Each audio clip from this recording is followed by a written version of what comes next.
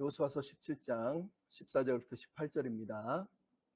오늘은 허영, 욕망이 빚은 거짓 영광이라는 제목으로 말씀을 나누겠습니다. 잠깐 기도합시다. 사랑하는 아버지, 이 시간에 말씀을 묵상합니다. 아버지의 마음을, 아버지의 뜻을 우리가 헤아리게 하시고 하나님이 기대하시는 복된 삶을 살아가는 우리의 삶이 될 수 있도록 은혜를 부어 주시옵소서. 다가며 예수님의 이름으로 기도하옵나이다. 아멘. 지난주에도 말씀드렸듯이 여호수아서 16장 17장은 야곱의 장자로 세움받은 요셉 자손의 실패를 다루고 있습니다. 특별히 땅을 나눠주는 12장부터 21장 사이에는 5그룹이 땅을 요구하는 이야기가 중간중간에 포함이 되어 있습니다. 오늘 본문에 나오는 요셉 자손은 이제 4번째로 땅을 요구하는 사람들로 등장을 하고 있습니다. 세 번째는 슬로보앗의 딸들이 땅을 요구했었고, 이제 오늘은 4번째 요셉 자손들이 땅을 요구하고 있습니다. 특히 본문의 17장 14절로 18절은 요셉 자손의 땅 요구가 그들의 불평을 통해서 이렇게 등장을 하고 있고, 왜 그들이 실패하게 됐는지 그 근본 원인을 오늘 본문이 우리한테 결론적으로 들려주고 있는 겁니다. 지난주에도 말씀드렸지만 15절 18절에 나오고 있는 개척하라라는 명령은 요셉 자손이 개척자의 사명을 가지고 있다는 걸 우리에게 다시 한번 강조하고 있는 겁니다. 하지만 지난주에도 말했듯이 이 개척은 새로운 영역에 도전하고 한계를 넘어서는 개척이 아니라 자기 꿈을 이루기 위하고 욕망을 이루기 위한 그런 개척이 아니라 하나님의 약속 안에서, 하나님의 뜻 안에서 그 길을 찾고 길을 내고 그 길을 걸어가는 그런 길잡이, 선도자, 선구자의 역할을 하는 것, 그 패스파인더를 말한다고 제가 말씀을 드렸습니다. 그러나 오늘 본문을 보면 요셉 자손이 이 거룩한 사명에 실패했음을 이 요셉 자손의 불평을 통해서 오늘 우리가 확인하게 됩니다.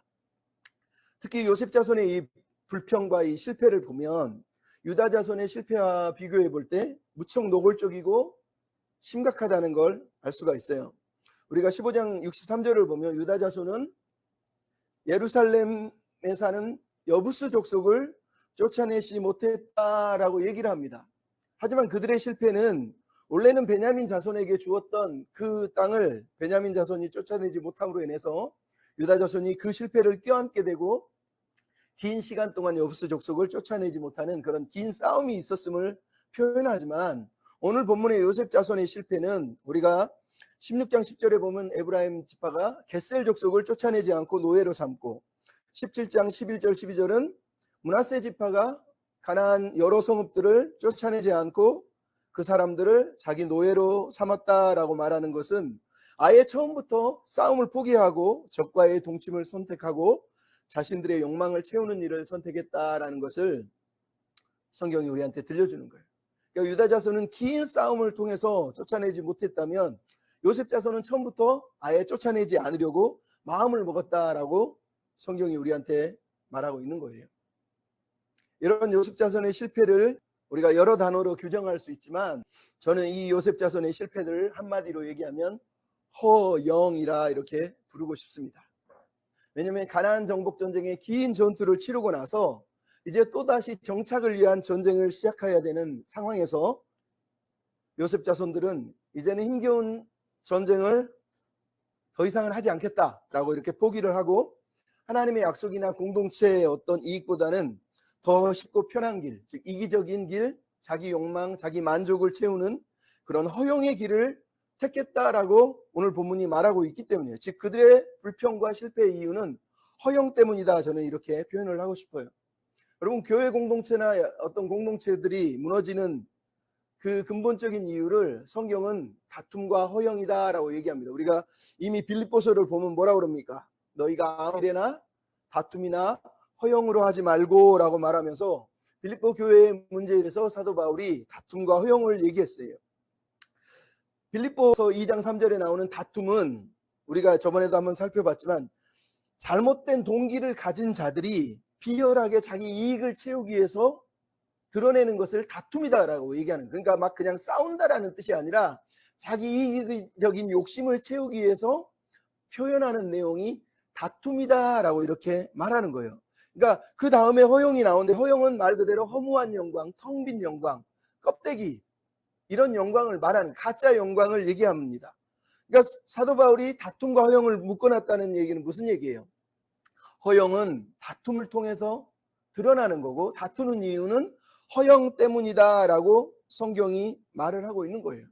그러니까 공동체 안에서 다툼과 허영이 일어나는 건 그 공동체가 심각한 문제가 있다는 거예요.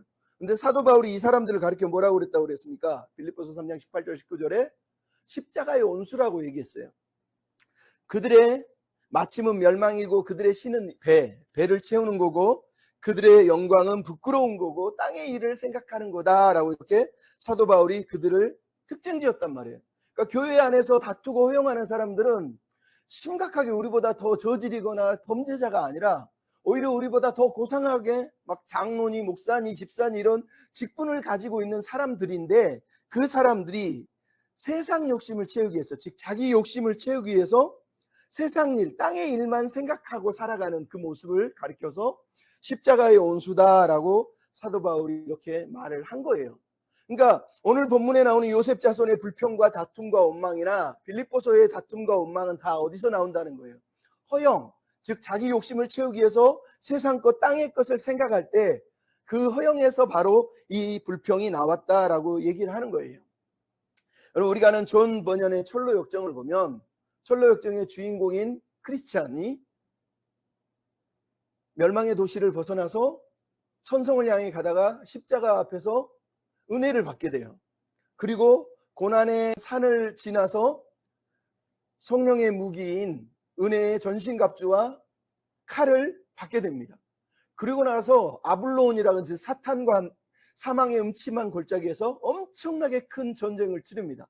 혼자서 이길 수가 없는데 그때 믿음이라는 친구가 도와서 이 아블론과 전쟁에서 사망의 음침한 골짜기 전투에서 가까스로 승리를 하고 그 산을 벗어나는 거예요. 얼마나 힘들었겠어요. 그 산을 벗어난 다음에 언덕에서 저 멀리 바라보니까 광야가 있는데 그 광야 끝에 보니까 너무너무 근사하고 아름다운 마을이 있는 거예요. 그래서 크리스찬이 생각합니다. 내가 너무 힘들게 싸웠는데 이제 저 마을에 가서 좀 쉬고 싶다. 너무 좋을 것 같아. 근사한데 이렇게 생각을 합니다. 그런데 그때 복음 전도자가 갑자기 나타나서 얘기합니다. 저 마을은 당신이 생각하는 그런 마을이 아닙니다. 저 마을의 이름은 허영의 시장인데 그곳은 모든 것을 이익만 되면 사고 파는 그런 허영의 도시입니다 라고 얘기합니다. 그러면서 모든 천성가는 순례자는 이 허영의 시장을 무조건 통과해야 되는데 여러분이 통과하려면 당신이 통과하려면 정말로 믿음으로만 주님을 사랑하는 마음으로만 통과할 수 있습니다 라고 이렇게 경고를 하고 격려를 하는 거예요. 그러고 나서 크리스찬이 말 그대로 그 도시에 딱 도착했는데 너무 근사하고 화려한 도시예요. 근데 아까도 얘기했지만 이 도시는 이름 자체가 허영의 시장이라고 그래요. 이 허영의 시장이 있는 이유는 우리 크리스찬들이 천성을 가는 동안 만나게 되는 세속적인 유혹이라든가 시험이 가득한 장소를 존 버년은 상징적으로 이 마을을 통해서 표현을 해주고 있는 거예요. 그러니까 이 시장 안에는 인간이 좋아하는 모든 물질적인 쾌락, 명예, 오락거리, 부동산 아니면 그 외의 모든 물건들 심지어 영혼까지도 사고 파는 일이 벌어지는 곳이 바로 이 허영의 시장인 거예요. 사람들이 거기서 이것들을 사고 팔면서 너무너무 행복하는 거예요. 근데 크리스찬이 가보니까 이 허영의 시장은 가만히 보니까 보석도 페인트 칠한 돌이고 과일들도 썩어 있었고 도자기들도 그냥 흙으로 빚어진 아주 그냥 싸구려예요. 거기다가 막 유혹하고 자랑하는 모든 것들이 다 사기꾼들이 하는 것이더라는 거예요. 크리스찬이 봤을 때는 분명히 가짜인데 그 허영의 시장에서 물건을 파고 사는 사람들은 그게 세상에서 제일 좋은 거라고 떠들면서 막 사고 파는 거예요. 그러면서 크리스찬 보고 제발 이 물건을 사라고, 그리고 당신이 천국에 가고 싶으면 이 증서를 받아야 된다. 이 물건을 샀다는 증서를 받아야지 천국에 갈 수 있다. 이러면서 막 유혹을 하는 거예요. 그랬더니 크리스찬이 내가 사고 싶은 건 오직 하나입니다. 진리입니다. 진리. 이렇게 얘기합니다.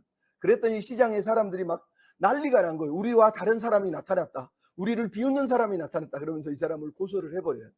나중에 소망을 통해서 소망이라는 친구를 만나서 크리스찬이 탈출을 하게 되는데 이 본문과 존 버년의 허영의 시장 이야기가 무척 흡사한 게 있다는 거예요. 뭐예요? 크리스찬이 그랬듯이 오늘 본문의 요셉 자손이 가나안 전쟁이라고 하는 너무너무 힘겨운 전투를 치르고 나서 크리스찬이 사망의 골짜기에서 아볼론과 싸우고 이제 거쳐 나온 것처럼 모든 전쟁을 마친 다음에 눈앞에 마주한 게 뭐라는 거예요? 허영의 시장이라는 거예요. 너무 근사하고 너무너무 화려한 거. 거기서 더 이상 이제는 싸우지 않고 편안하게 쉬면서 누리면서 살고 싶었다라고 얘기하는 거예요. 그래서 오늘 본문의 요셉 자손이 그동안의 믿음을 저버리고 거룩한 사명도 다 버리고 하나님의 약속도 포기하고 이제 자기들만의 이익과 세상의 행복을 취하려고 이 허영의 시장, 이 욕망, 이 허영을 붙들고 지금 이스라엘 백성들 앞에서 불평을 하고 있는 거예요. 그게 바로 허영이에요. 허영. 허영은 말 그대로 우리 안에 숨겨져 있는 지독하고 은밀한 죄를 말해요. 그러니까 욕심이 빚은 거짓 영광, 가짜 영광이 바로 허영인 거예요. 허영. 근데 여러분, 교만과 허영은 동전의 양면입니다. 그러니까 교만의 뒷면을 뒤집으면 허영이에요. 그래서 우리는 허영과 교만을 구분을 하기가 너무너무 힘들어요. 근데 옛날 중세시대 사람들이 이것을 구분을 했는데, 교만은 뭐냐? 자기를 자랑하는 우월감을 표현하는 때, 즉 자기의 우월감을 자랑하는 것을 교만이라고 그래요. 허영이 뭐냐? 허영은 인정받고 싶고 주목받고 싶은 욕망을 말할 때 허영이라고 말합니다. 즉 허영과 교만은 똑같은 이름이라는 거예요. 단지 얼굴이 반대편에 있을 뿐이라는 거죠. 그래서 교만한 사람은 우월감을 추구하고 허영에 붙들린 사람은 우월해 보이기를 갈망한다는 거예요. 그게 바로 교만과 허영의 양면이라는 거죠. 근데 재밌게도 14세기에 중세교회는 특히 로베르드 리슬이라는 사람이 예배용 시편이라고 하는 그림을 그려놨는데, 거기에 보면 인간의 악을 나무로 이렇게 그려놨어요. 그 나무의 뿌리는, 모든 악의 뿌리는 교만이라고 말합니다. 여기 교만에서 우리가 영화 세븐에 나오는 것처럼 7가지 죄가 이렇게 세상에서 가장 인간의 본질적인 죄 7가지가 뻗어나와요. 근데 그 가지들이 뻗어나는 7가지를 붙들고 있는 몸통이 뭐냐? 허영이라는 거예요. 즉 교만이라는 뿌리에서 몸통 허영이 자라고 그 허영에서 모든 7가지의 인간의 악이 나온다라고 이렇게 중세시대 사람들은 보았던 거예요.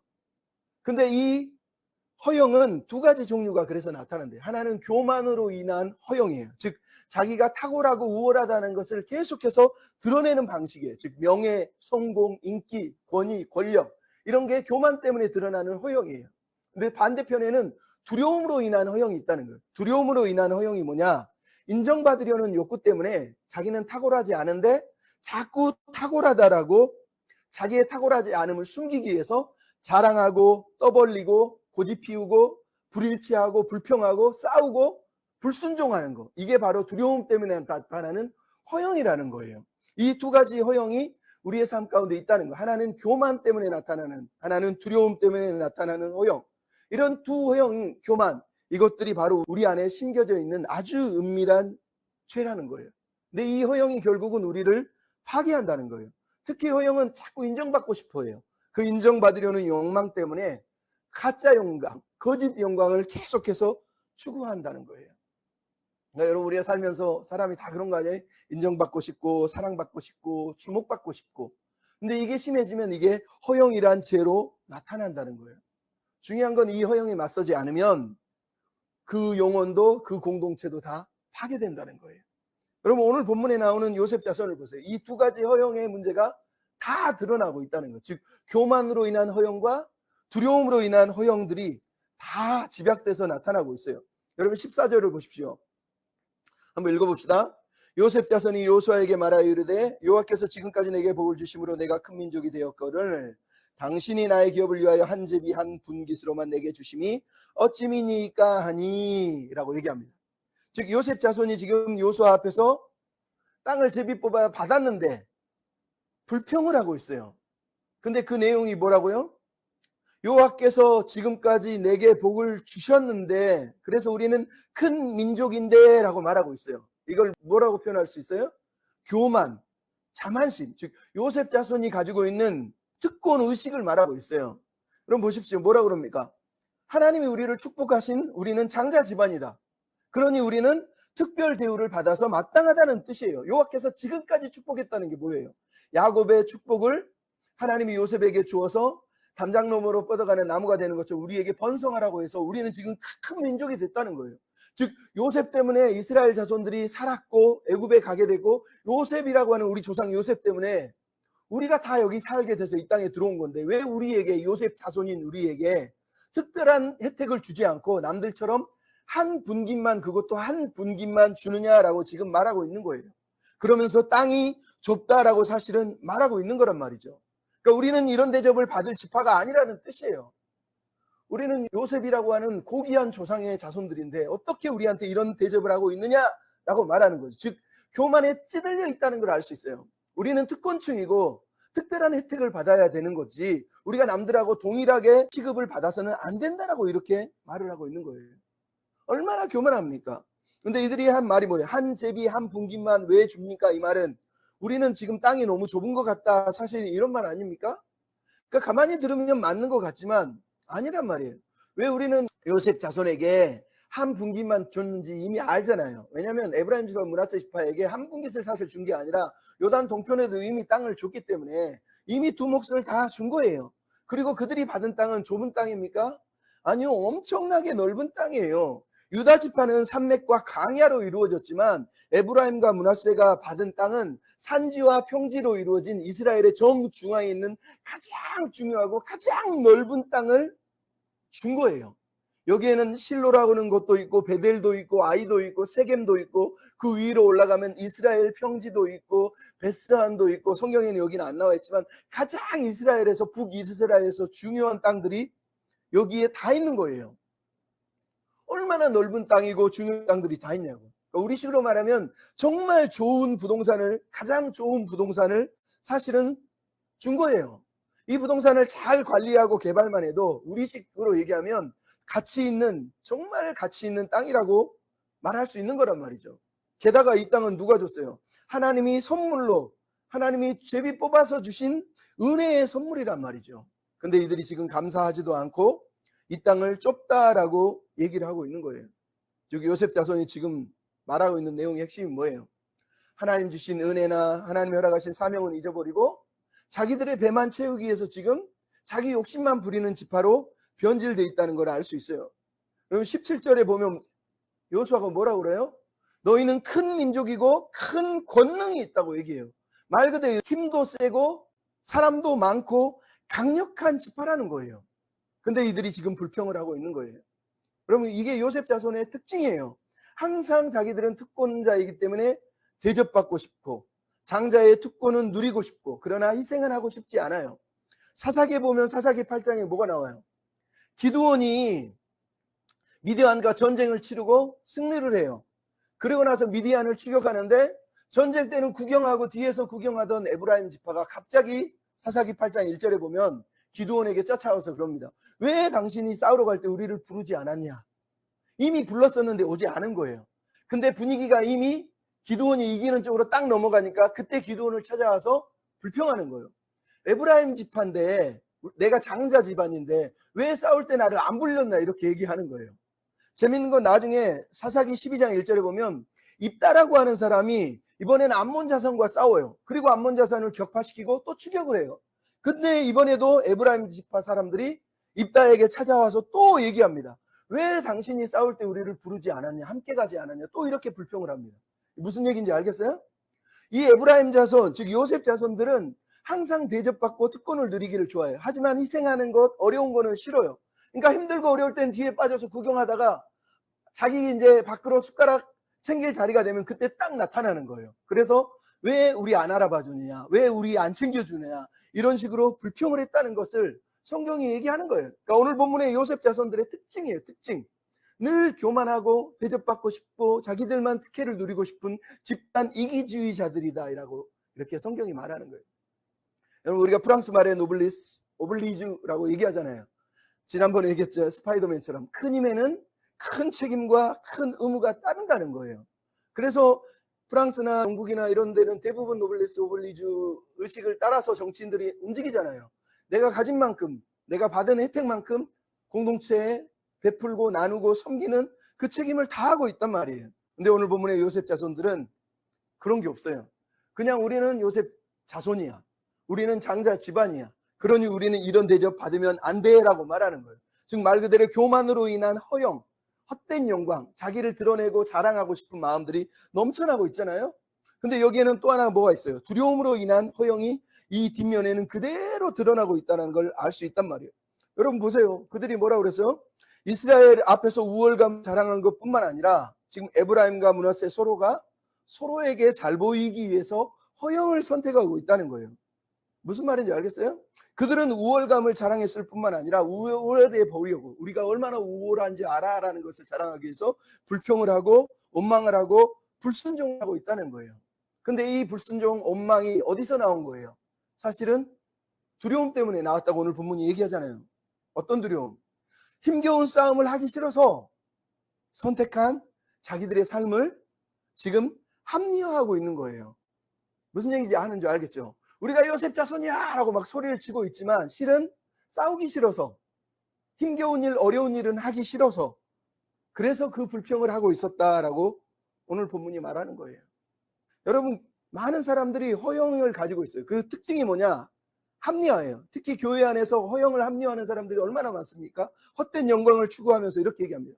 돈 없이 사역할 수 있냐? 성경을 봐라. 하나님 믿으면 다 복 받는다고 했지 않냐? 왜 너는 예수 믿는데 왜 그렇게 사냐? 당신이 복을 못 받은 건 믿음이 없어서 그런 거야. 봐, 난 잘 되잖아. 하나님이 날 축복해 주신 거야. 하나님은 찌질하고 가난한 사람 싫어하셔. 하나님은 교회도 잘 되고 복 받고 커지고 이게 다 하나님이 기뻐하는 일이야. 이렇게 얘기를 해요. 심지어 이번 주에 제가 어떤 전도사님이 전화로 뭐라고 그러냐면 자기 만난 목사님이 그랬대요. 목회 성공하려면 설교 가지고는 안 돼. 설교로 목회를 성공할 수가 없어. 라고 얘기를 했다는 거예요. 여러분 이해되세요? 목사가 왜 목사예요? 하나님의 말씀을 바르게 가르쳐서 성도를 양육하는 게 목사로 세움받은 이유 아니에요? 근데 설교로는 목회 성공을 못한다네요. 이 말이 무슨 말이에요? 이 사람에게는 설교가 중요한 게 아니라 뭐가 중요하다는 거예요? 성공, 즉 남들한테 인정받고, 와 대단하세요, 오 엄청난 일 하시네요, 우와 저렇게 좋은 일, 야 남들이 볼 때는 너무 귀한 일 하시는데요, 어떻게 그렇게 남을 섬기세요? 이렇게 자기를 계속 드러내고 싶었기 때문에 그 말을 하고 있었다는 거예요. 즉 세상에서 인정받고 유명해지고 싶었겠다는 얘기를 하는 거예요.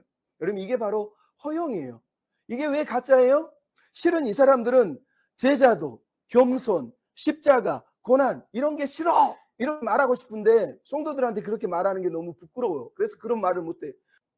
자기도 그게 싫거든. 근데 그게 싫다고 말하면 남들이 싫어하잖아. 그러니까 돌려서 얘기하는 거예요. 하나님은 우리 보고 복 받으라 그랬어. 복 받으면 잘 된다 그랬어. 예수 믿으면 행복해진다 그랬어. 그러니 우리도 커지고 많이 가지고 누린다고 하나님이 약속한 거야. 그러니 그렇게 살아야 돼 라고 이렇게 자기가 지금 험한 길, 십자가의 길, 고난의 길, 예수님을 따라가는 길을 가고 싶지 않은 것을 합리화시키는 거예요. 그것을 딱 포장을 시켜가지고 그렇게 안 살아도 되는 방법을 택하고 그게 마치 하나님이 주신 축복이다라고 얘기하는 거예요.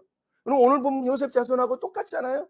이 요셉 자손이 가진 허영의 얘기가 바로 그 얘기란 말이에요. 그 힘겨운 전투, 가나안 정복 전쟁을 마쳤는데 다시 정착 전쟁을 하라니 너무 힘든 거예요. 이제는 싸우기 싫어요. 그냥 좀 더 쉬운 길로, 편한 길로, 요셉 자손이니까 장자 자손답게 혜택도 받고 누리면서 그냥 살고 싶은 거예요. 그러니까 난 싸우기 싫어요. 이 말을 사실은 하고 싶은 거예요. 근데 그렇게 말을 못하니까 뭐라 그래요? 왜 우리를 대접해 주지 않냐? 왜 우리를 알아주지 않느냐? 왜 우리한테 땅을 요만큼밖에 주지 않느냐? 아직 우리 힘이 부족해서 그런 건데 왜 우리를 이해해 주지 않느냐?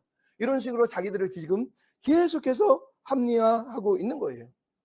사실은 두려운데 안 두려운 척 그 두려움을 포장하고 있었다는 거죠. 근데 이게 폭로가 되잖아요.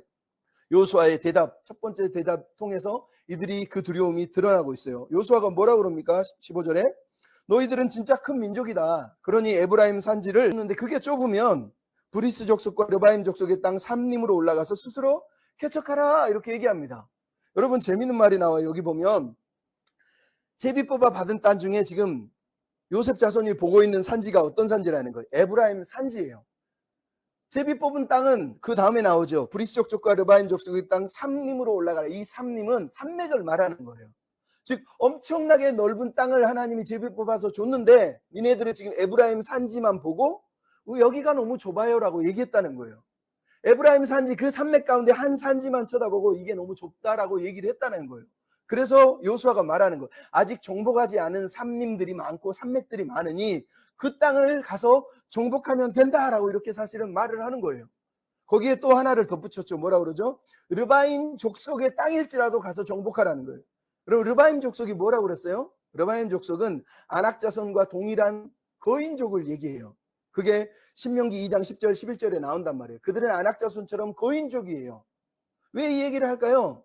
이미 우리는 14장에 봤잖아요. 갈렙이 기럇 아르바의 안악의 아버지와 안악의 아들들을, 그 거인들을 이미 물리친 사건을 알고 있잖아요. 그러니까 요수아는 그것을 기억하는 거예요. 요수아가 에브라임 지파인 건 알죠?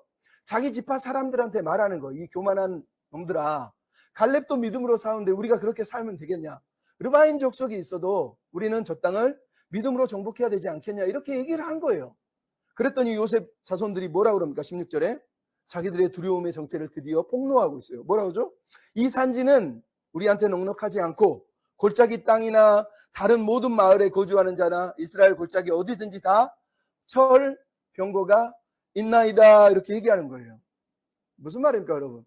산지는 산지여서 싫고 골짜기 사이, 여기서 골짜기라는 말은 골짜기 사이의 평지를 말하는 거예요. 그러니까 산지는 산지여서 싫고 평지는 철병거가 있어서 싫다는 거예요. 즉 여기를 줘도 싫고 저기를 줘도 싫어요. 왜요? 싸우는 게 싫거든요. 적들을 만나서 싸우고 힘겹게 다시 전쟁하는 그게 두렵거든요. 그게 싫다고 말하는 거예요. 즉 자기들은 두려워요라고 사실은 폭로를 사실 하고 있는 거예요. 뭐 어디를 줘든 다 싫다고 사실은 얘기하는 거 아니에요? 귀찮아요, 어려워요, 힘들어요, 우리 왜 이런 거 해야 돼? 장자 집안인데 우리는 좀 쉬운 거 편한 거 할게요. 힘든 거 다른 사람이 하면 되잖아요. 우리가 굳이 그런 거 해야 되나요? 이 얘기하고 똑같은 거예요. 여러분 특권의식을 가진 사람들이 특징이 다 똑같잖아요. 힘든 일은 다 밑에 사람한테 시켜요. 그리고 자기는 쉬운 일 앉아서 서서 지시하고 이거 해라 저거 해라, 자기는 손 하나 안 움직이면서 명령하면서 이렇게 산단 말이에요. 그러니까 요셉 자손은 지금 대답하는 내용이 딱 그거란 말이에요. 산지도 싫고 평지도 싫고 그냥 싸움이 없는 땅, 그냥 우리끼리 행복하게 살 수 있는 넉넉한 땅, 그런 땅을 달라고 얘기하는 거예요. 즉 대놓고 하나님의 명령에 불순종을 하고 있단 말이에요. 특히 여기 나오는 병거가 있다고 하는 거, 여러분 요수아에 있어서 병거가 이스라엘 백성에게 문제가 된 적이 있나요? 우리가 봤잖아요. 출애굽 때도 하나님이 애굽의 철병거를 다 바다에 수장하셨고, 신명기 20장 1절부터 4절에도 모세가 광야에서 너희가 가나안 땅에 가면 병거가 있을지라도 하나님이 함께 하시고 하나님이 싸워서 이기게 해주실 거야, 하나님이 싸워주실 거라고 약속까지 했단 말이에요. 그리고 그 증거로 우리가 이미 요수아서 11장에 보면 이스라엘 백성이 북이스라엘 핫솔 연합군과 싸울 때 병거가 얼마나 많았어요. 근데도 하나님의 도우심으로 이미 전쟁에 승리한 기억이 있단 말이에요. 이거 몇 년 되지도 않은 거예요. 근데 지금 요셉 자손들이 평지는 병거가 있어서 싫어요, 산지는 험해서 싫어요, 이러면서 다 싫다고 얘기하는 거예요. 이게 무슨 말입니까? 사실은 두려운 거예요. 힘겹게 전쟁하고 취하고 이런 삶 자체가 너무 두렵고 까탈스럽고 힘겹고 싫은 거라는 거예요. 그래서 그 사람들은 그냥 싫다 하고 얘기하는 거예요. 그냥 하나님 없어도 되니까 하나님과 함께서 싸우는 그 전쟁보다 하나님 없이 안 싸우고 편안하게 살고 싶은 거예요. 그럼 이게 이 사람들의 실체예요, 실체. 얼마나 큰 비극이에요. 우리도 마찬가지 아니에요. 교회 다니지만 사실 하나님이 함께 해주실 거야, 힘내, 기도하면서 나아가, 말하지만 알겠어요 대답은 하지만 실은 하나님 나와 함께 안 해주셔도 되는데 이 싸움 하기 싫어요. 이렇게 힘들게 살고 싶진 않아요. 이렇게 막 아둥바둥하면서 이렇게 하나님 의지하면서 그걸 믿음이라고 하고 왜 그렇게 살아야 됩니까? 나 그런 거 싫어요. 이렇게 생각하고 사는 사람이 얼마나 많습니까? 이 사람들이 바로 허영에 붙들린 사람들이에요. 특히 목회자들이 이런 허영에 붙들렸을 때 교회는, 그리고 그 사람은 완벽하게 망가지고 무너질 수밖에 없는 거예요. 여러분 이렇게 큰 민족, 이렇게 큰 힘을 가진 지파가 지금 영적 무기력증에 빠져가지고 하나님의 약속도 내팽개치고 허영 속에서 허우적거리고 있는 거예요. 그랬더니 요수아가 마지막 대답을 하는 게 17절 18절 내용 아니에요? 이거를 간단하게 요약하면 첫째, 요수아의 대답이 뭡니까?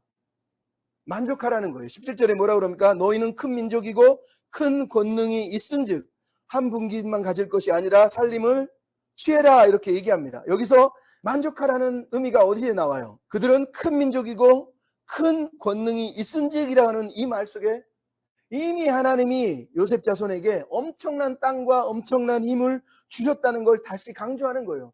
하나님은 야곱이 요셉에게 축복한 그 약속대로 너희들을 번성하게 해주셨고 너희에게 힘을 주셨고 이 땅 또한 하나님이 은혜로 너희에게 제비 뽑아서 주신 거 아니냐, 그것은 너희들이 크다는 걸 하나님이 인정한 거야 라는 뜻이란 말이에요.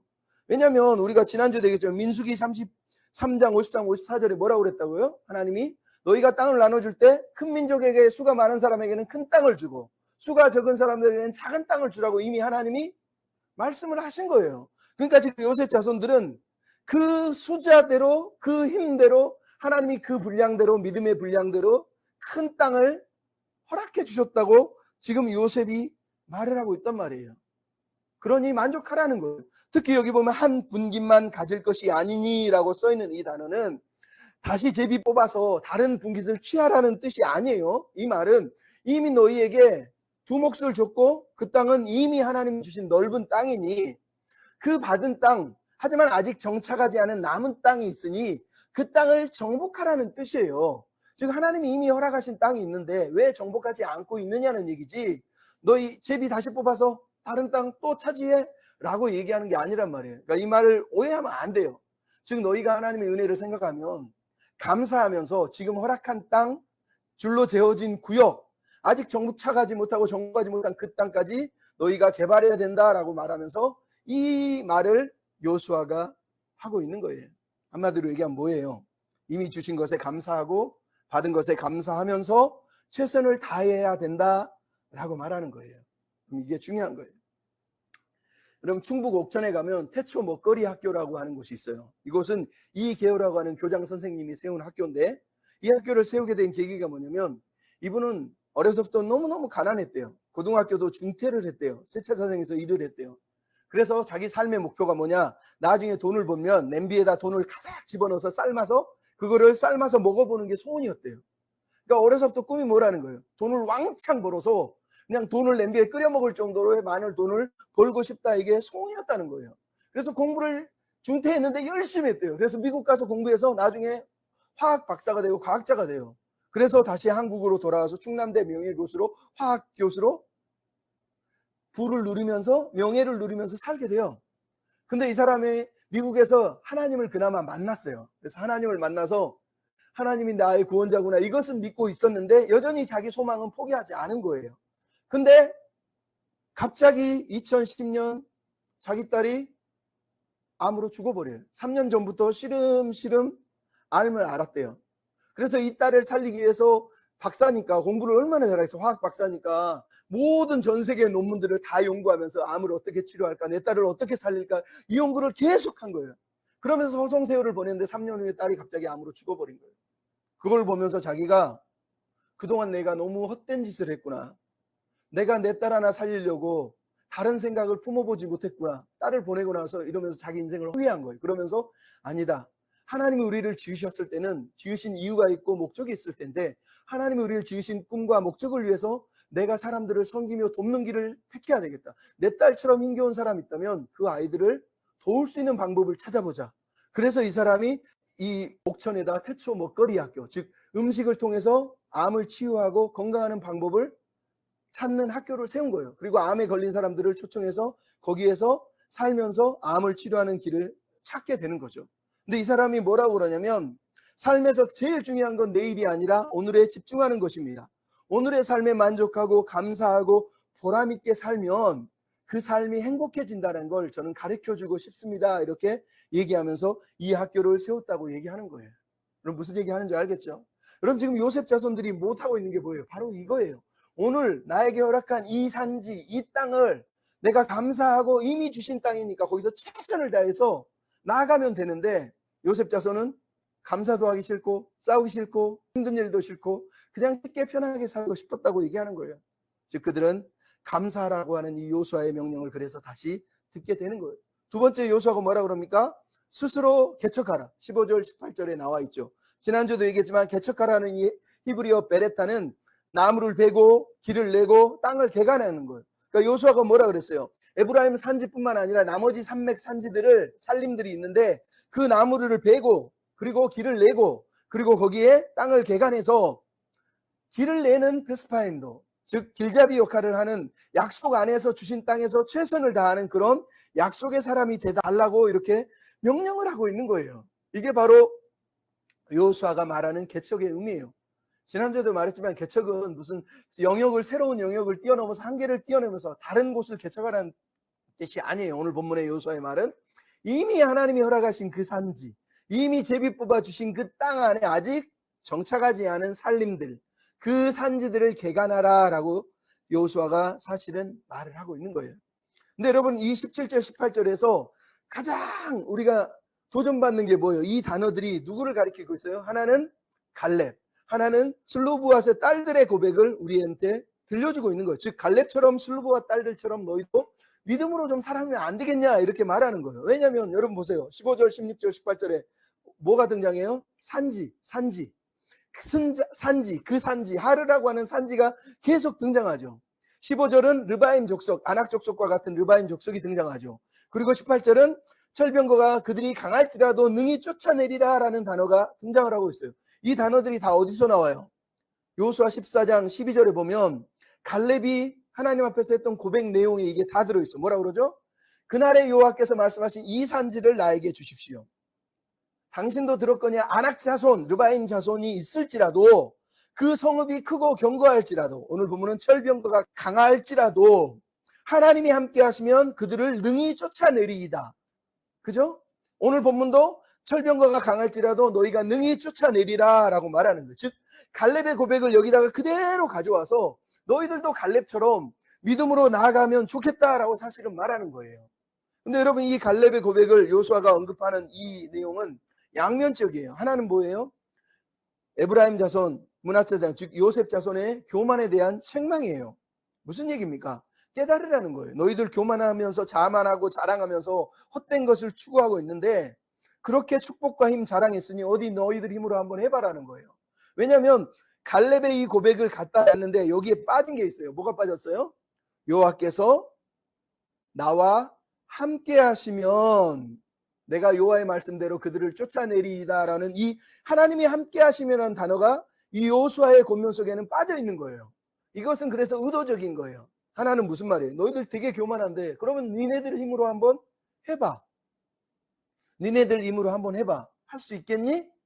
니네들 힘으로 하는 게 아니야 라는 걸 강조하기 위해서 이 단어를 빼고 있는 거예요.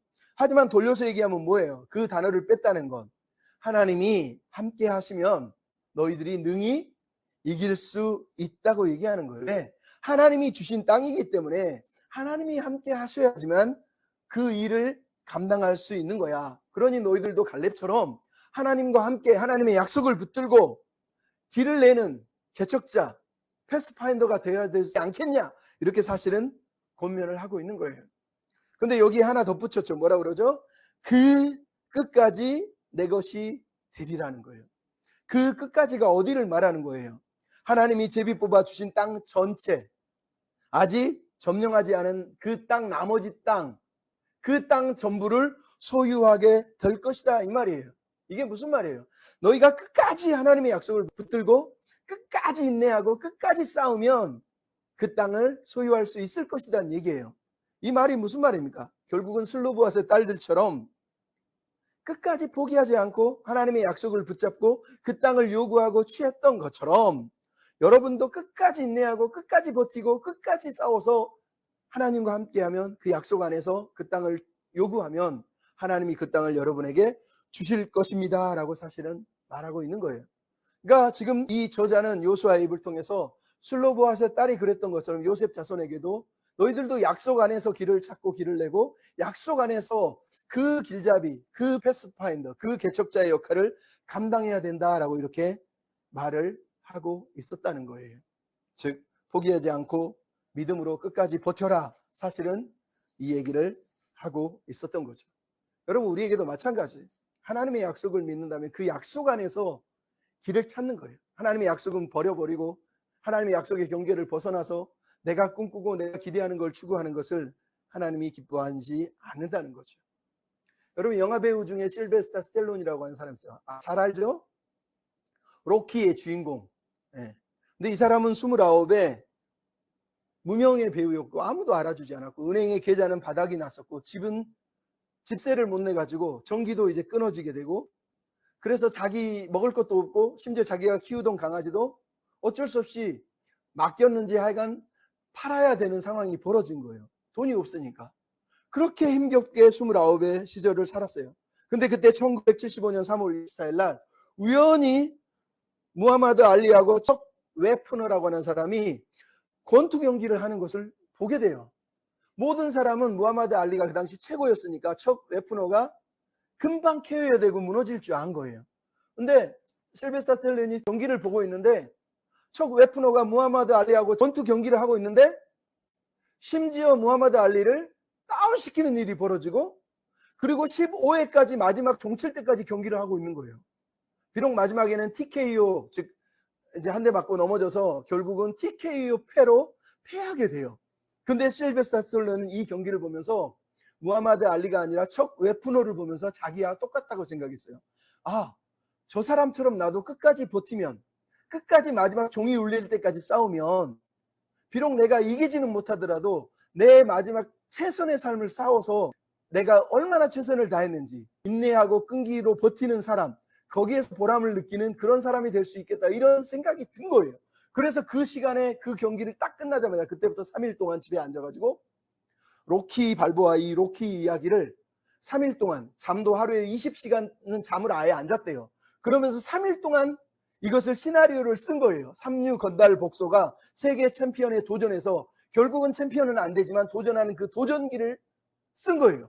그리고 나서 이것을 가지고 이제 여기저기 찾아다니면서 시나리오를 받아달라고 제작사들에게 영화를 만들자고 요청을 합니다. 그랬더니 제작사들이 이 내용이 너무 재밌고 너무 좋은 거예요. 그래서 관심을 보이고 돈을 막 엄청 하면서 이 시나리오를 사겠다는 거예요. 그런데 실베스타 스텔론이 얘기합니다. 자기가 평생 만져보지도 못한 돈 앞에서 나는 돈보다 중요한 게 있다. 이 영화의 주인공을 내가 하고 싶다. 내가 로키 역할을 하고 싶다 그런 거예요. 그러니까 제작자들이 무슨 얘기냐. 이런 영화는 지금 헐리우드에서 제일 유명한 배우들이 있잖냐. 뭐 배트 레이논즈라든가 제임스 칸이라든가 라이언 오닐 같은 사람들이 하면 정말로 이거 대성공할 거다. 근데 실베스타 스텔론이 아니에요. 로키는 제가 할 겁니다. 제가 각본을 썼고 제가 시나리오를 다 썼고 제가 이 사람입니다. 제가 이 연기를 하고 싶습니다. 그러면서 계속 설득하고 제작사들은 다 거절을 합니다. 당신 말고 딴 사람이. 근데도 실베스타 스텔론이 포기를 하지 않으니까 마지막에 유나이티드 아티스트가 그러면 당신을 주인공으로 하되 시나리오 금액은 깎자 그래서 시나리오 금액을 아주 낮게 깎아버립니다. 그리고 제작비도 100만 달러밖에 지원해 주지 않아요. 그러니까 얼마나 돈도 적게 힘들게.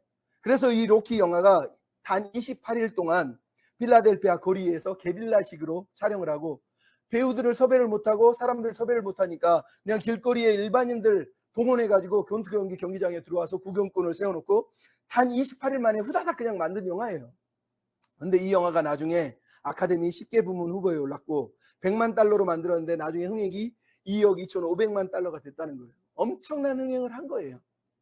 근데 이걸 흥행하고 나서 실베스타 스텔론이 나중에 이런 얘기를 했어요. 나는 남들이 나를 거절하는 그 거절을 나를 깨우는 나팔 소리로 받아들입니다. 후퇴하라는 신호가 아니라 일어나서 계속 가라는 신호로 받아들인 겁니다. 이렇게 얘기를 했어요. 이 로키 영화가 그래서 우리는 그냥 재밌는 권투 영화로 알지만 사실은 이 영화가 말 그대로 포기하지 않고 끝까지 자기에게 허락된 그 링 안에서 자기에게 허락된 그 자리를 지키면서 싸운 사람의 이야기를 우리에게 들려주고 싶었던 거예요. 비록 대단한 사람이 되지는 못했어도 끝까지 싸운 사람, 끝까지 포기하지 않은 사람, 이 이야기를 하고 싶었다고 얘기를 하는 거예요. 그럼 오늘 본문이 바로 그 얘기를 하는 거예요. 요수아가 그 얘기를 하는 거예요. 우리는 이기기 위해서 순종하는 게 아니에요. 우리는 하나님의 약속을 믿기 때문에 그 약속 안에서 그냥 끝까지 최선을 다하는 거예요. 승리는 누구에게 있으니까? 하나님에게 있으니까.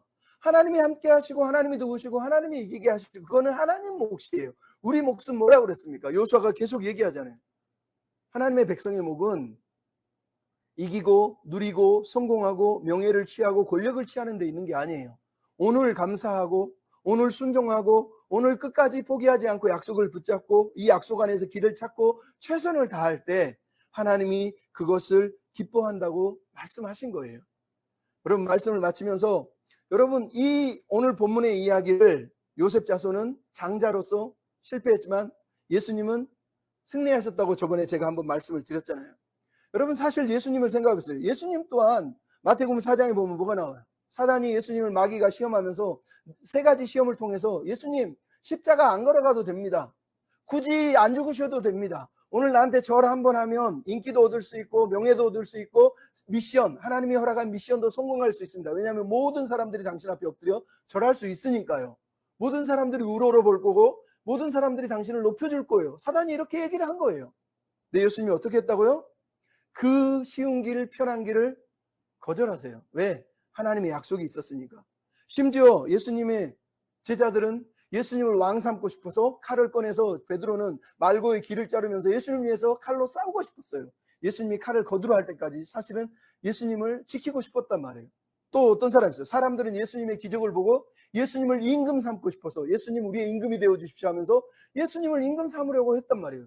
너무 쉬운 길이 많았어요. 근데 예수님은 세상의 인기도 영광도 성공이라고 하는 그런 타이틀도 다 질 수 있었는데 모든 걸 다 포기하시고 십자가의 길, 고난의 길을 택하고 그 길로 험한 길로 나아가셨어요.